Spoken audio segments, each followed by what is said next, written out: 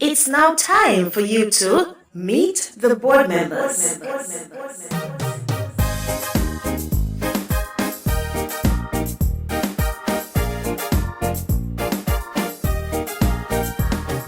Welcome, and thank you for joining us on Meet the Board Members, where we seek to get up close and personal with the persons who sit on the Jamaica Society for the Blind's Board of Directors. Now, today's guest is...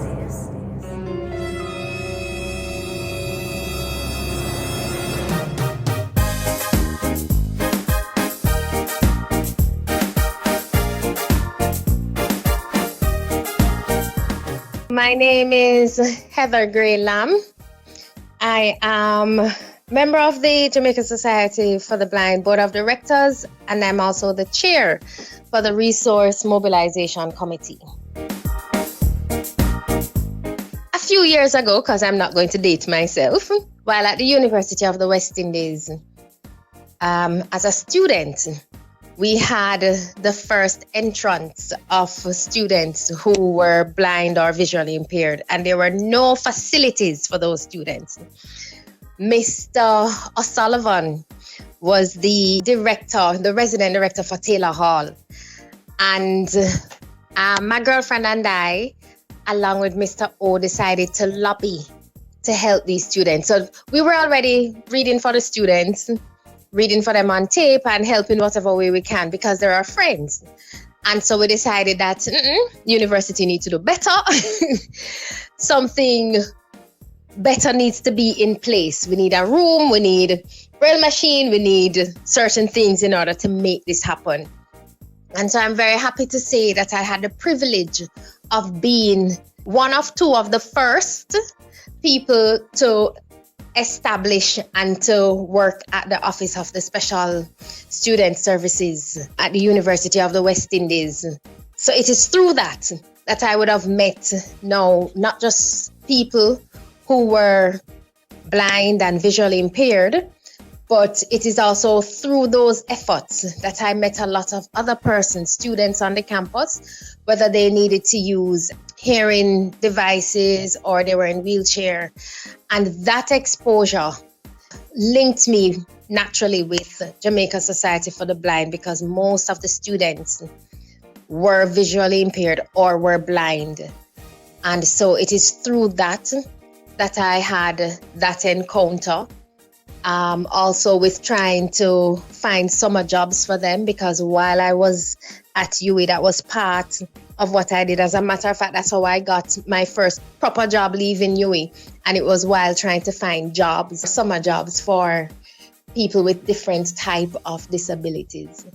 So that's my entry to Society for the Blind.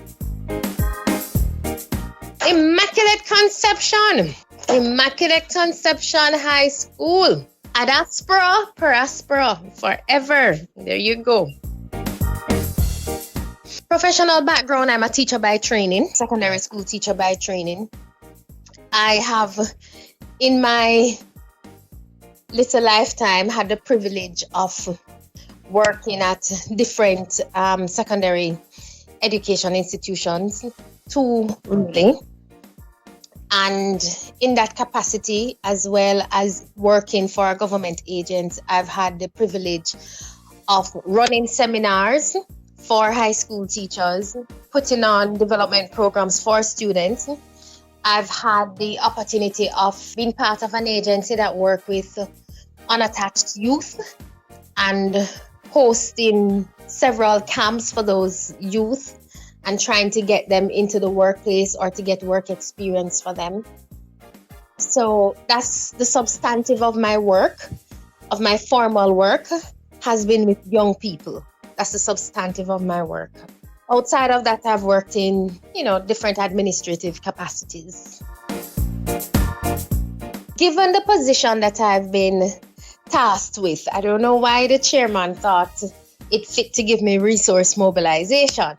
But given that position, that is drawing on organizational and fundraising skills. No, I have never had a substantive fundraising post, even though I have had the privilege and the benefit of seeking sponsorship for different things and have gotten those.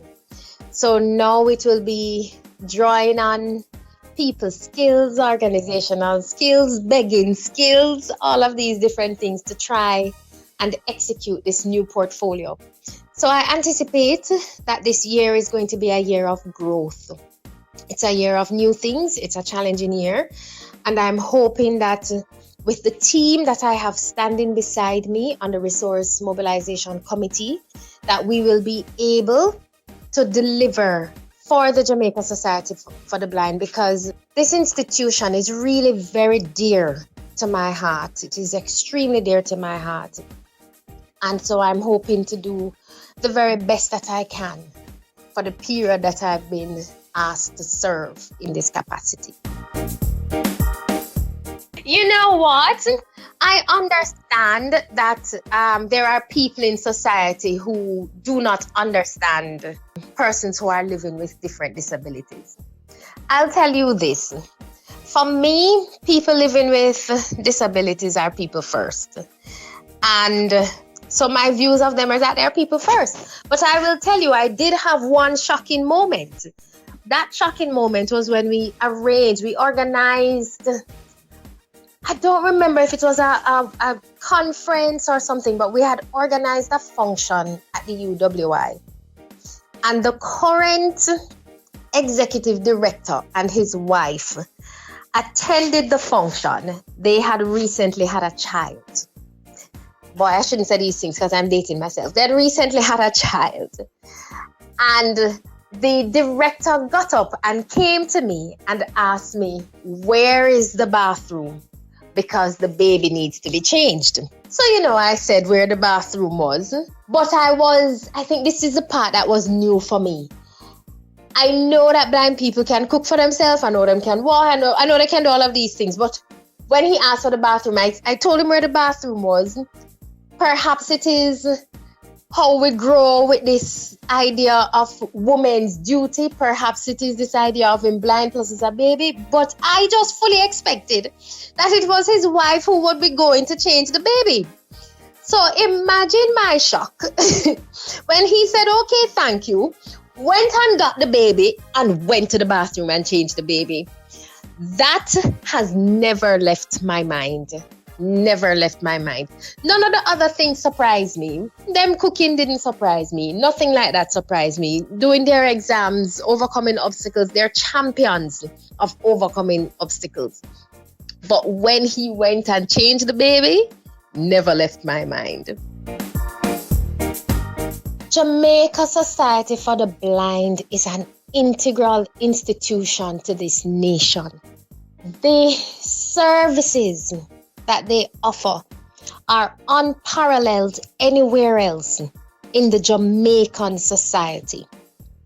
There is no other institution that offers the levels of services for people with blindness. There is the School for the Blind that engages the children. But in terms of the encompassing of the services with the Vision Center, the adjustment to blindness, the community, the camaraderie, for people to know they're not alone, the help in learning to adapt the use of technology. Some people think that because the person blind, them can't use, them fancy iPhone or Samsung phone or anything like that. That is not true. They can't go on the internet. Society for the Blind retools people if they didn't have those skills already. And one example is somebody who was recently blind, and the person used to work at a school. And so I went and spoke with the person, made contact with Society for the Blind on their behalf. And that person today is back at their institution because the Society for the Blind lobbied for them, went in and did job orientation because the person now has to adjust. And to the society's credit and the credit of the workplace, that person today works at their same job. And so the work that the Society for the Blind does, it is so critical. It is important work. And what I would love to see is that the society is able to expand its services. There are areas, for example, with acclimatizing workplaces to what it means and to the abilities, and that they can employ persons who are living with blindness. We need an expansion to be able to better serve other ends, because unfortunately, Society for the Blind has the office domiciled in Kingston, but we would love to have other offices, for example, in Portland or in Westmoreland. You want to be able to do that. And so this is an important work. This is a very important work. And so I am happy to be able to say that I have been a lifetime volunteer for Society for the Blind. And as long as I'm able to continue to do so, whether in an official capacity or not, I will continue to do so. One of the things right now is that we have the Disabilities Act. I myself have not read it yet, but we need to be engaging in that act in a meaningful way. We need to have a promotion campaign done in a way to let workplaces know that people with blindness, living with blindness or with low vision, are still productive members of the society and can work. I think that there is a lot of lack of understanding around abilities to function in workplaces when you don't have vision. And I think that exists because, remember, we're coming from a period where people used to hide their children and hide their family members if they have any form of disability. And so it's been a period of growth for the nation, but I would love to see the society help the nation to move forward faster in that regard. So sensitization with the workplaces. But beyond that, I would love to see us do more empowerment. So lots of persons who are blind have their own businesses, but they are micro businesses. And sometimes, as with all businesses, business will start and they will fail. I think that it would be good if the society could engage some more on how to sustain businesses, how people can generate wealth and employment for themselves, how they can have economic independence, that sort of a thing. Those are the two main ones. There are several other areas that I think I would love to see the society do. Another one, though, is to be able to reach, like I said before, people who are not domiciled in the Kingston and St. Andrew, St. Catherine areas, so that they too can be able to access the services more readily. So whether that is to have a bus that goes out to those areas initially, or if it is to get an office at maybe the SDC centers or one of the youth empowerment centers, one of those where somebody, from the office goes there, if it's even once a month, so that they know, okay, this is another way that they can access Society for the Blind and its services. How do I relax? I don't know. I think I'm always relaxing. Maybe I relax too much. I like nature. So, just playing in the dirt, planting something. I actually do that in the mornings to start the day. Planting something, looking outside, or being with my children. I listen to all genre of music. I love, for example, a Beres Hammond, and I love Tasha Cobbs. Most of the music I listen to is gospel, but I like other types of music. I like Queen Ifrica. I like Chronics. You have to have your culture. I'm the worst person to ask these things. You don't ask me name of music and name of movies. Ackee and saltfish, fry plantain, and a slice of pear. But if it's mango season, mango. To the clientele of JSB, I want to applaud you all for your bravery. It is not easy to live in any society, particularly the Jamaican society, with all the challenges we have, the economic challenges that we have, the challenges that we have with the harshness in which we sometimes deal with each other, and with the growing crime situation in Jamaica. Regardless of this, You as clientele, you have shown such great resistance to those things, and you have dug deep, and you continue to be and to live and to excel and to enjoy life. And let me tell you, every time I am around the clientele, I feel and I feed off the energies of the magnanimity of who you all are. And the thing is, even on your worst and your lowest days, when you feel you can't make it, you are so brave. And I just applaud each and every one of you for your overcoming spirit, for your more than conquerors spirit, for your spirit that says, I will brush off and keep going, that your spirit that recognizes and values that you are people. At the end of the day, you're just people. You have blood run through your vein like everybody else, and you are people, and you will fight for what you want and keep going. I applaud all of you. To the staff of JSB, JSB can't function without you. Cannot function without you. And you do so much with so little. You are miracle makers every single day you go to work. And we appreciate you. We appreciate the sacrifice that you make. We appreciate the service that you give. We appreciate you.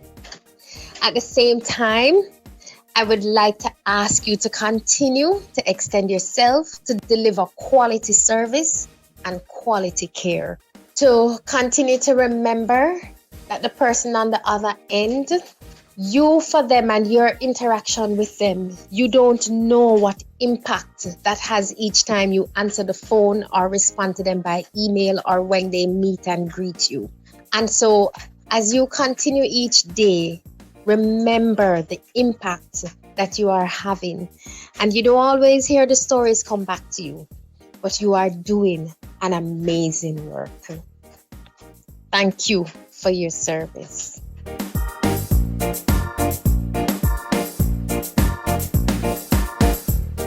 Thank you for listening, and join us next time on Meet the Board Members.